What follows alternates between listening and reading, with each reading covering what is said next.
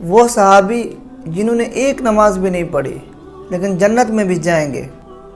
غزوہ احد کے دن مسلمان ہوئے، تلوار لے کر کافروں پر ٹوٹ پڑے، بڑی بہادری سے لڑے، حتیٰ کہ لڑتے لڑتے زخمی ہو گئے۔ کسی نے ان سے پوچھا کہ آپ اسلام کے لیے لڑے ہو یا اپنے قبیلے کی غیرت کے لیے لڑے ہو؟ تو انہوں نے جواب دیا، میں اسلام کے لیے لڑا، میں اللہ اور اس کے رسول پر ایمان لایا اور نبی کریم صلی اللہ علیہ وسلم کے ساتھ مل کر نبی اور اللہ کے دشمنوں سے قتال کیا یہاں تک کہ زخمی ہو گیا۔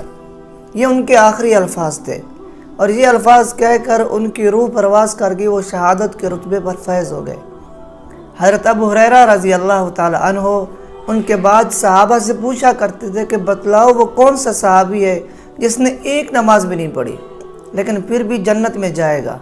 تو میرے دوستو، وہ صحابی حضرت عمرو بن ثابت رضی اللہ تعالی عنہ ہیں، یعنی ان کا نام حضرت عمرو بن ثابت رضی اللہ تعالی عنہ، اور یہ ان کا جو لقب تھا وہ اسیرم کے لقب سے مشہور تھے۔